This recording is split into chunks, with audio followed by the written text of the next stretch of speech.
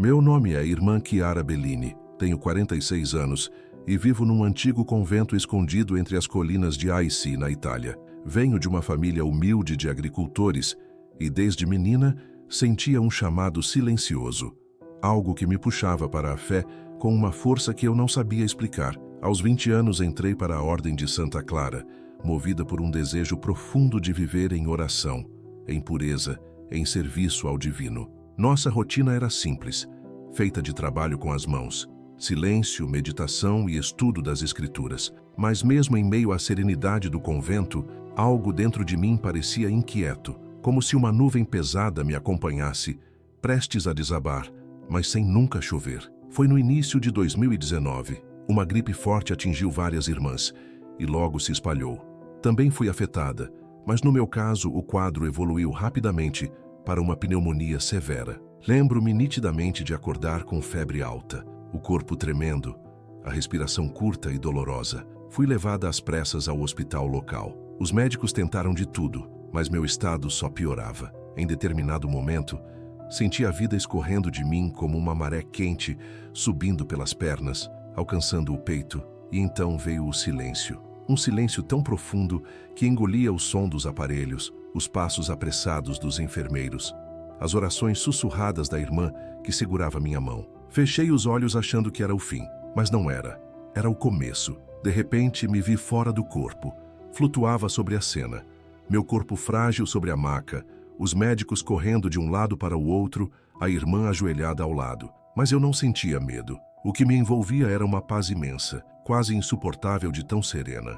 Uma luz dourada começou a me envolver, e uma força invisível me puxou para cima. Atravessei o teto do hospital, as nuvens da noite, até que fui transportada para um lugar totalmente diferente. O que vi parecia uma praça antiga, mas distorcida, corrompida. Onde um dia houve vida, agora existiam apenas sombras. No centro daquela praça, uma catedral colossal se erguia, majestosa, sim, mas sombria, pesada. Eu sentia, de alguma forma, que aquilo era uma imagem espiritual da igreja. Foi ali que tudo começou a se revelar. Ao olhar para aquela imensa construção, senti uma dor no peito que não era física, era espiritual, como se algo dentro de mim se rompesse. A fachada da catedral, apesar da imponência, estava em ruínas por dentro. Os vitrais estavam manchados de sangue, e as pedras, antes claras, tinham se tornado negras como carvão. Cada passo que eu dava em direção à porta principal era como pisar em cinzas. Quando toquei a porta, ela se abriu sozinha, rangendo com um som comprido e doloroso, e o que vi lá dentro me paralisou. O altar havia desaparecido. No lugar dele, havia um trono negro, adornado com... Eu nunca tinha visto aqueles símbolos antes, mas algo dentro de mim sabia. Eles carregavam uma maldade profunda. Era como se minha alma reconhecesse o que minha mente não conseguia explicar. Em silêncio, observei uma procissão de homens vestidos com mantos vermelhos e negros, entoando cânticos em uma língua estranha, áspera, quase animalesca. Seus rostos estavam cobertos por máscaras douradas, mas os olhos brilhavam com um frio metálico que gelava o espírito. Não havia amor naqueles gestos, nem fé, nem humildade. Apenas domínio, apenas controle, apenas poder. Senti uma presença se aproximando. Virei-me lentamente e vi uma figura imponente, vestida como um cardeal, mas algo em sua aparência não era humano. Seu rosto parecia uma máscara mal fixada, escondendo uma essência ainda mais sombria. Quando nossos olhos se encontraram, percebi uma inteligência fria e uma ambição sem fim. Não ouvi uma voz no sentido comum, mas algo falou direto à minha alma, como um sussurro vindo de dentro. Eles tomaram a casa do meu filho, corromperam-na com o desejo de dominar. Estão preparando a vinda daquele que é a negação do amor. Meu coração disparou. Aquilo que eu estava vendo não era apenas um pesadelo simbólico, era uma revelação. A igreja à qual eu havia dedicado minha vida estava sendo tomada, silenciosamente, por algo que ultrapassava escândalos ou erros humanos. Era uma corrupção espiritual, devastadora, que se enraizava nas estruturas mais sagradas. Ergui os olhos, e acima de um trono imponente vi palavras em latim queimando como fogo. Nova ordem mundial. Nova ordem mundial. Naquele instante compreendi.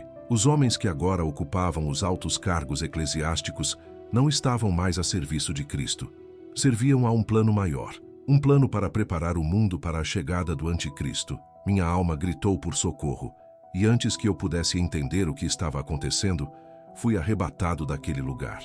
Era como ser sugado por um túnel de vento, e diante dos meus olhos desfilaram visões como páginas vivas de um livro sagrado e terrível. E eu sabia, aquilo era só o começo do que me seria mostrado. Quando recobrei os sentidos, não estava mais em nenhum lugar que eu pudesse comparar com o mundo físico. Era vasto, sem chão, sem teto, apenas uma luz dourada e suave preenchendo tudo. No centro desse espaço, repousava uma mesa de pedra translúcida. Sobre ela, havia um livro gigantesco. Ele parecia respirar. Suas páginas se moviam sozinhas, como se tivessem vida, e de dentro dele emanava uma sabedoria tão antiga quanto o próprio universo. Aproximei-me com reverência, dividido entre o medo e o deslumbramento. Eu sabia que aquele livro guardava verdades que mudariam tudo. E ali, diante da eternidade, entendi que a batalha que se aproximava era maior do que qualquer coisa que eu já tivesse conhecido. Eu nunca tinha visto aqueles símbolos antes, mas algo dentro de mim sabia. Eles carregavam uma maldade profunda. Era como se minha alma reconhecesse o que minha mente não conseguia explicar. Em silêncio, observei uma procissão de homens vestidos com mantos vermelhos e negros, entoando cânticos em uma língua estranha, áspera, quase animalesca. Seus rostos estavam cobertos por máscaras douradas, mas os olhos brilhavam com um frio metálico que gelava o espírito. Não havia amor naqueles gestos, nem fé, nem humildade, apenas domínio, apenas controle, apenas poder. Senti uma presença se aproximando. Virei-me lentamente e vi uma figura imponente, vestida como um cardeal, mas algo em sua aparência não era humano. Seu rosto parecia uma máscara mal fixada, escondendo uma essência ainda mais sombria. Quando nossos olhos se encontraram, percebi uma inteligência fria e uma ambição sem fim. Não ouvi uma voz no sentido comum, mas algo falou direto à minha alma, como um sussurro vindo de dentro. Eles tomaram a casa do meu filho, corromperam-na com o desejo de dominar. Estão preparando a vinda daquele que é a negação do amor. Meu coração disparou. Aquilo que eu estava vendo não era apenas um pesadelo simbólico, era uma revelação. A igreja à qual eu havia dedicado minha vida estava sendo tomada, silenciosamente, por algo que ultrapassava escândalos ou erros humanos. Era uma corrupção espiritual devastadora que se enraizava nas estruturas mais sagradas. Ergui os olhos e, acima de um trono imponente, vi palavras em latim queimando como fogo. Nova ordem mundial. Nova ordem mundial. Naquele instante, compreendi. Os homens que agora ocupavam os altos cargos eclesiásticos não estavam mais a serviço de Cristo. Serviam a um plano maior, um plano para preparar o mundo para a chegada do Anticristo. Minha alma gritou por socorro, e antes que eu pudesse entender o que estava acontecendo, fui arrebatado daquele lugar. Era como ser sugado por um túnel de vento, e diante dos meus olhos desfilaram visões, como páginas vivas de um livro sagrado e terrível. E eu sabia, aquilo era só o começo do que me seria mostrado. Quando recobrei os sentidos, não estava mais em nenhum lugar que eu pudesse comparar com o mundo físico. Era vasto, sem chão, sem teto, apenas uma luz dourada e suave preenchendo tudo. No centro desse espaço, repousava uma mesa de pedra translúcida. Sobre ela, havia um livro gigantesco. Ele parecia respirar. Suas páginas se moviam sozinhas, como se tivessem vida, e de dentro dele emanava uma sabedoria tão antiga quanto o próprio universo. Aproximei-me com reverência, dividido entre o medo e o deslumbramento. Eu sabia que aquele livro guardava verdades que mudariam tudo. E ali, diante da eternidade, entendi que a batalha que se aproximava era maior do que qualquer coisa que eu já tivesse conhecido. Assim que minha mão tocou a borda da mesa, o livro se abriu sozinho, como se estivesse me esperando. As páginas estavam cobertas por uma escrita desconhecida, mas de forma inexplicável. Eu compreendia cada palavra, como se já as tivesse lido 1000 vezes. Não era uma leitura comum. Cada frase entrava direto na minha mente, revelando não só os acontecimentos, mas também o sentido profundo por trás de cada um deles. Era como se eu estivesse mergulhando na memória viva da própria fé. Ali, diante de mim, desdobrou-se a história da igreja desde seus primeiros passos com os apóstolos até os dias de hoje. Vi o sangue derramado pelos mártires, os milagres escondidos dos olhos do mundo, o amor silencioso de homens e mulheres que, com sua fé, mantiveram acesa a chama do Evangelho ao longo dos séculos. Mas também vi outra realidade, mais sombria, silenciosa. Vi infiltrações discretas, pactos secretos, traições internas que se espalhavam como veneno, acumulando-se com o tempo. Então, as páginas começaram a mudar. O passado ficou para trás e o futuro se revelou diante de mim. Vi o Papa atual, frágil, cansado, cercado de conselheiros que, apesar dos sorrisos, traziam em suas mãos espirituais adagas invisíveis. Sua morte, que seria natural, mas carregada de presságios, representaria um marco. Como uma represa que se rompe, sua partida abriria caminho para algo terrível emergir. As lágrimas começaram a rolar sem que eu percebesse. Imagens do que ainda estava por vir tomavam conta de mim. Vi fumaça negra subir da cúpula do Vaticano. Vi multidões confusas, desesperadas, tentando entender o que havia acontecido. E então surgiu uma nova liderança, encantadora, carismática, prometendo paz, união e prosperidade. Mas por trás do sorriso havia uma fúria disfarçada, um orgulho venenoso, um desprezo pelo sagrado. O livro então me mostrou um sinal, algo que aconteceria no céu, um fenômeno que marcaria a entrada definitiva do anticristo no palco do mundo. Não consegui ver com clareza, como se uma névoa divina encobrisse os detalhes, mas meu espírito sabia, quando isso acontecesse, aqueles que estivessem despertos reconheceriam o sinal. A página se fechou suavemente, como se o próprio livro dissesse que, por agora, aquilo era o suficiente. Caí de joelhos, chorando como uma criança. Fui escolhido para ver, para compreender, mas também para alertar. E naquele instante, compreendi que minha vida jamais voltaria a ser como antes. Ainda ajoelhado diante da mesa iluminada, senti uma presença forte se aproximando por trás. Não era um anjo como imaginamos. Havia uma majestade tão intensa naquela entidade que eu sequer consegui levantar os olhos. Então, uma voz ecoou, doce, firme, como um trovão distante, e falou diretamente à minha alma. Chegou o tempo da purificação. O trigo será separado da palha. Muitos que hoje vestem minha túnica me traíram. Eles preparam o caminho, mas não para mim. Eles não estavam preparando o caminho para o retorno de Cristo, mas para a ascensão daquele que nega a própria vida. Senti uma dor tão profunda que parecia rasgar minha alma ao meio. Era como se todos os pecados, traições e decepções da história humana ecoassem naquele instante, esmagando o meu espírito com um peso insuportável. Então, como lampejos rápidos, surgiram imagens diante dos meus olhos. Líderes religiosos reunidos secretamente com autoridades mundiais, assinando documentos à sombra de cruzes invertidas. Era tudo sombrio, silencioso e absurdamente real. Vi a fé verdadeira sendo trocada por um falso humanismo, onde Cristo já não era mais o centro, e sim o próprio homem. Falavam de união, de paz, mas usavam essas palavras como disfarces, como iscas para aprisionar almas desavisadas. No coração disso tudo estava a chamada Nova Ordem Mundial, uma teia invisível construída com paciência ao longo de décadas, talvez séculos, para dominar nações sob uma única autoridade. E no centro desse projeto surgia uma nova igreja, que não era mais a de Cristo. Era uma caricatura grotesca, desfigurada, destituída da verdade e pronta para adorar o homem em lugar de Deus. Também vi os justos, homens e mulheres simples, despertando para essa farsa. Vi o quanto seriam perseguidos. Seriam chamados de inimigos da paz, vistos como ameaça ao novo sistema. Mas ali, no meio do caos, resistiria a verdadeira igreja, escondida nos corações dos fiéis e mantida viva em pequenas comunidades secretas, como nos antigos tempos das catacumbas. Meu espírito ardia, dividido entre o medo e a coragem. Eu sabia, ao retornar, carregaria uma mensagem que muitos não aceitariam. Seria zombado, desacreditado, talvez até perseguido.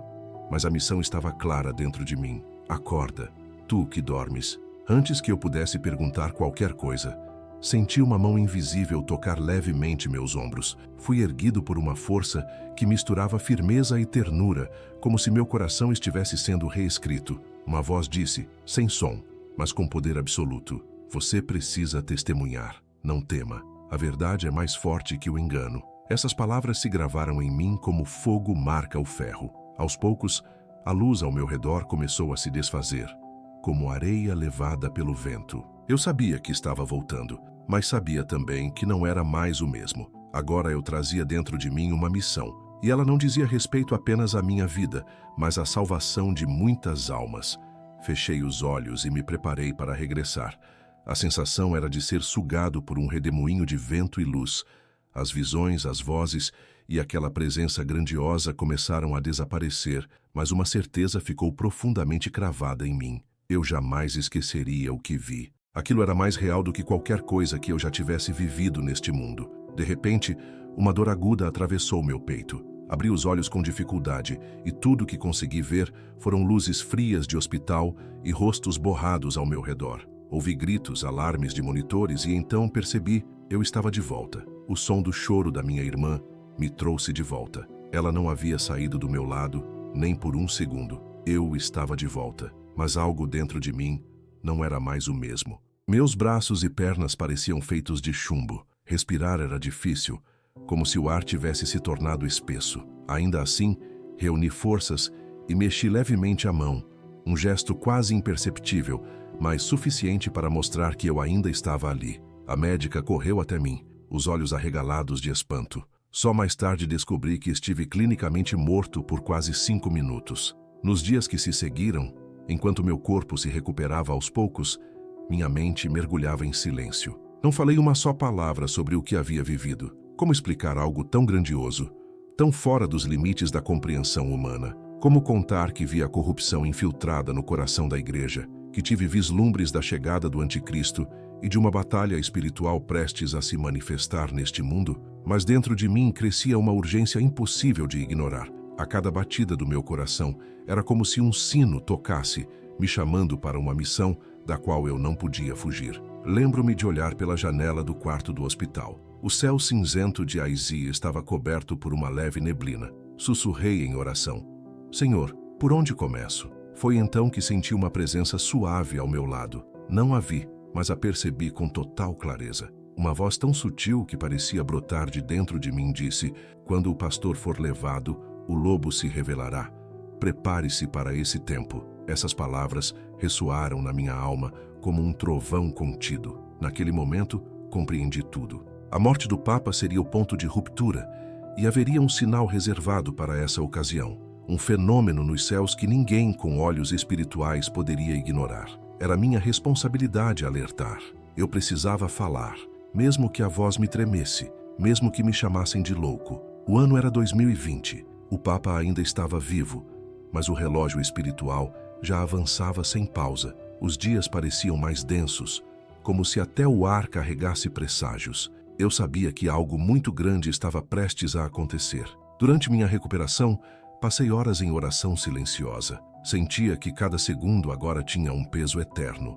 E foi numa dessas noites, já de volta ao convento, que algo extraordinário aconteceu. Eu estava sozinho na capela, ajoelhado diante do altar, quando uma luz muito suave começou a preencher o espaço. Mas não era uma luz comum. Ela era dourada, vibrante, parecia viva e pulsava no mesmo ritmo da minha respiração. Meu coração disparou, e eu, tomado por um temor reverente, abaixei a cabeça entendendo que estava diante de algo sagrado. Abaixei a cabeça, tomada por um temor sagrado diante da grandeza daquele instante. E então eu vi, não com os olhos do corpo, mas com os olhos da alma. Algo jamais presenciado surgia nos céus.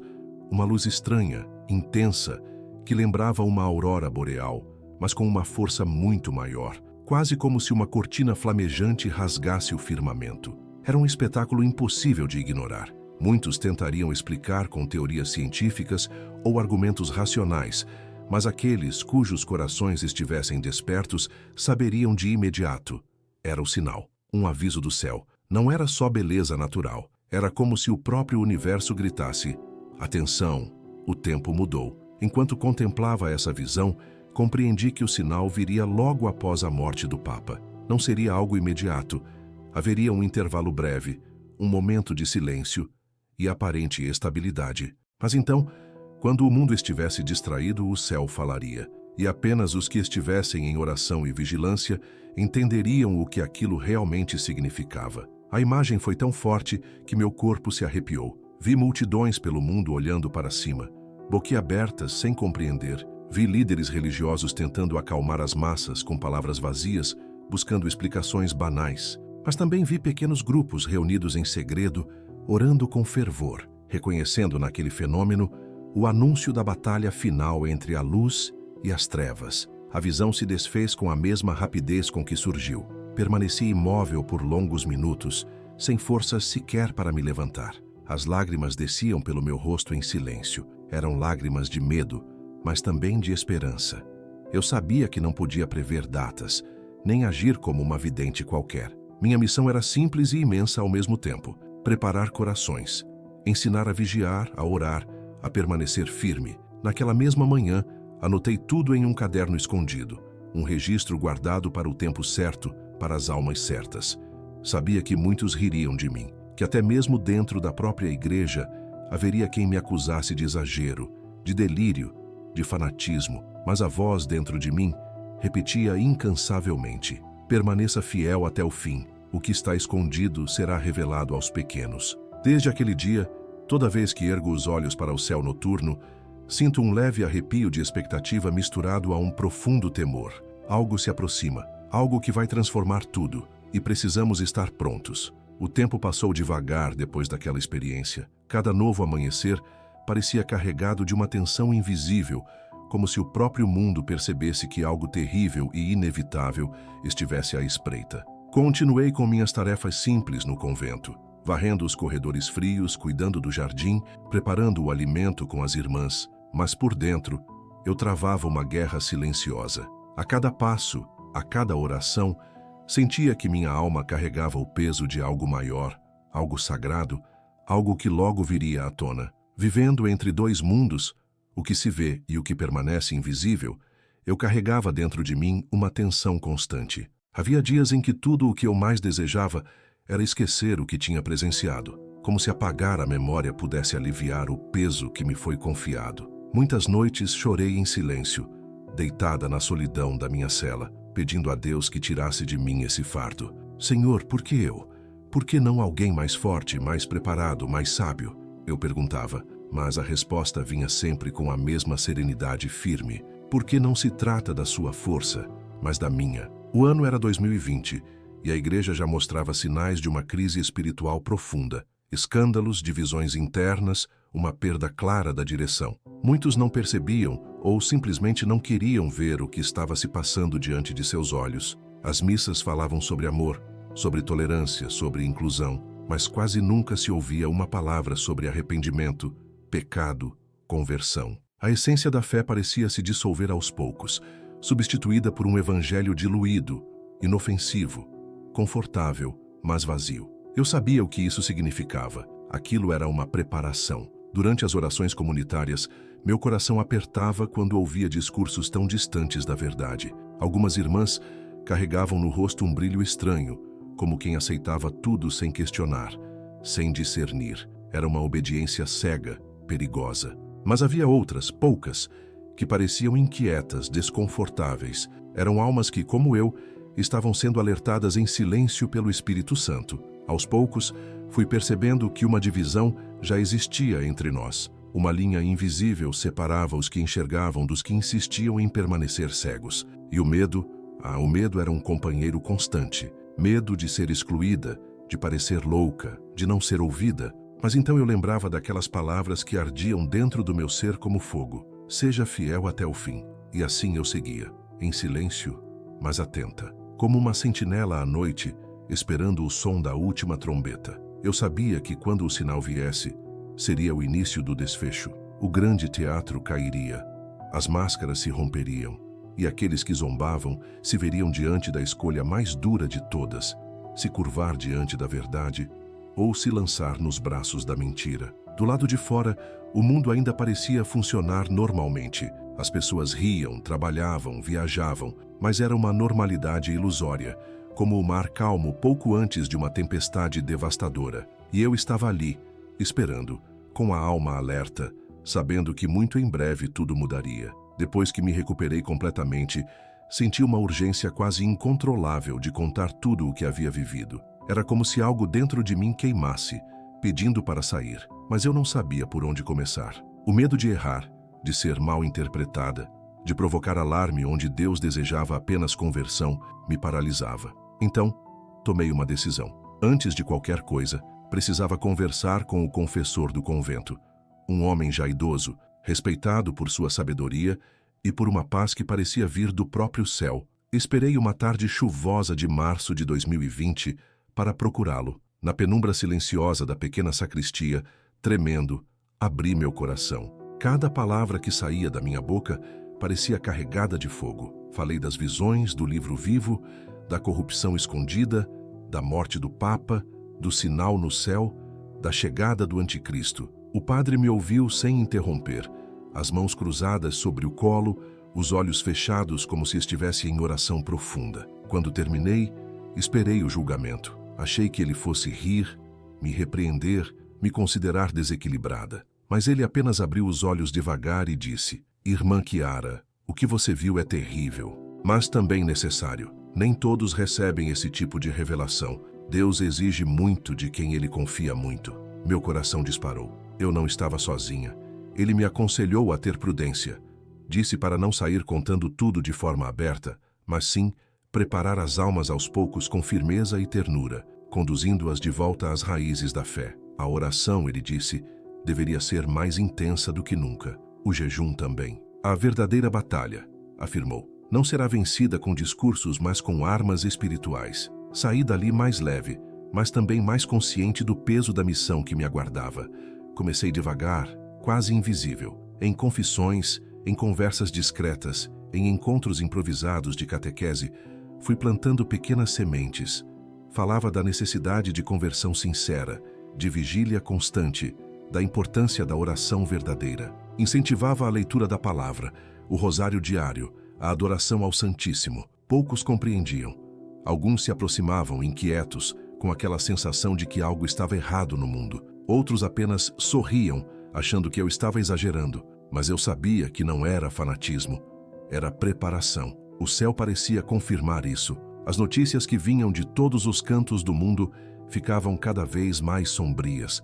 Doenças, conflitos, catástrofes naturais. Era como se a criação inteira estivesse gemendo, pressentindo algo que ainda não podia ser completamente visto. Às vezes, sozinha na capela, eu perguntava em silêncio: Senhor, estou fazendo o suficiente? Saberei quando for a hora de falar com mais firmeza? E sempre, no mais profundo da minha alma, vinha a resposta serena: confia, eu guiarei teus passos. E assim fui seguindo, um passo de cada vez, uma alma de cada vez. Como quem acende pequenas velas numa noite que aos poucos vai se tornando cada vez mais escura. O ar parecia mais denso. Eu sabia, no fundo da alma, que o tempo estava se esgotando. À medida que os meses de 2020 avançavam, algo dentro de mim foi se transformando. Era como se o Espírito Santo, em silêncio, estivesse moldando áreas da minha alma que antes eram frágeis. O medo, que tantas vezes me paralisou, foi dando lugar a uma coragem serena,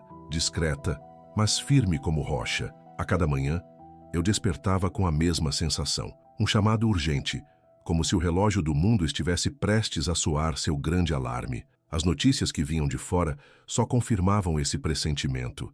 A instabilidade política, o colapso moral, a decadência espiritual. Tudo estava diante dos olhos, mas a maioria parecia não enxergar. Estavam anestesiados, distraídos com o que é passageiro. Dentro do convento, no entanto, alguns sinais me davam esperança. Algumas irmãs mais jovens, inquietas, começaram a se aproximar discretamente. Falavam sobre oração, discernimento, sobre o combate espiritual verdadeiro. Eu não falava das visões.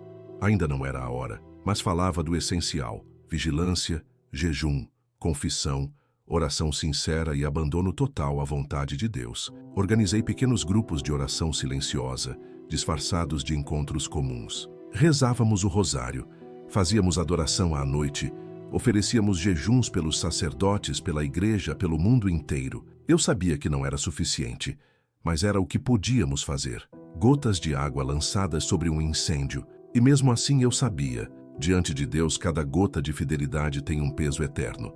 O Papa ainda estava vivo, e enquanto ele respirasse, eu sentia que existia uma espécie de barreira espiritual que protegia a humanidade, mesmo que muitos nem percebessem. Era como a última vela acesa na imensa catedral do mundo, tremulando diante do vento que começava a soprar. Em certos momentos de oração, eu sentia uma angústia sufocante, como se visse, por entre véus espirituais, o dia da sua morte. As multidões, o luto, as lágrimas verdadeiras misturadas às falsas. E mais do que isso, sentia o vazio espiritual que se abriria com sua partida. Um vazio que seria rapidamente preenchido não por um sucessor legítimo, mas por algo totalmente diferente. Algo mais sombrio.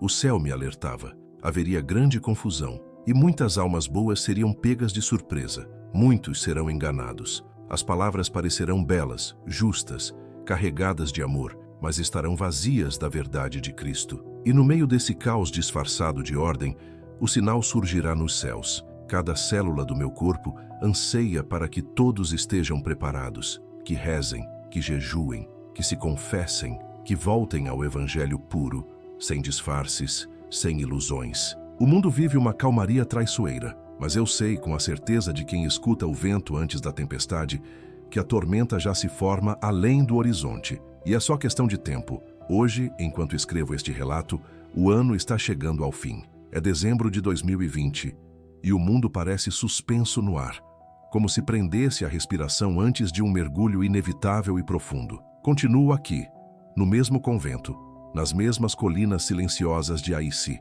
Lá fora, tudo parece igual. O som dos sinos pela manhã, o cheiro do pão quente vindo da cozinha, o murmúrio suave das orações na capela. Mas por dentro, tudo mudou.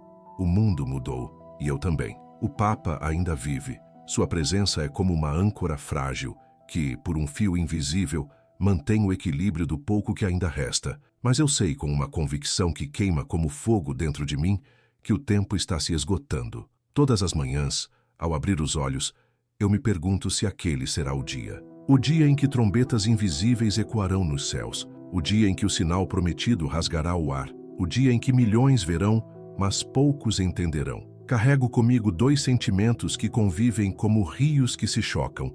Uma tristeza profunda pela dor que virá e uma esperança imensa pela vitória final de Cristo. Sei que, quando o Santo Padre partir, muitos se sentirão órfãos.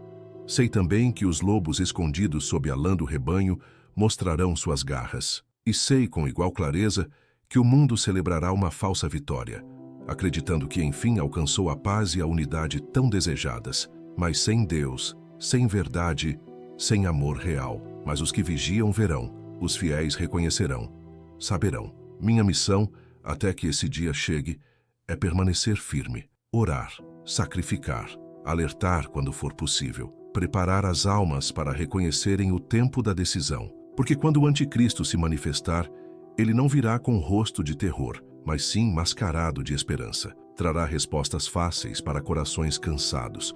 E então, a verdadeira batalha começará. Uma batalha invisível, travada no silêncio dos corações, nas escolhas discretas, nos gestos simples de uma fé autêntica. Enquanto espero, me pergunto como serei usada. Não sei se estarei viva para ver tudo aquilo que me foi mostrado. Talvez minha missão seja apenas semear. Acender pequenas chamas que resistirão à tempestade.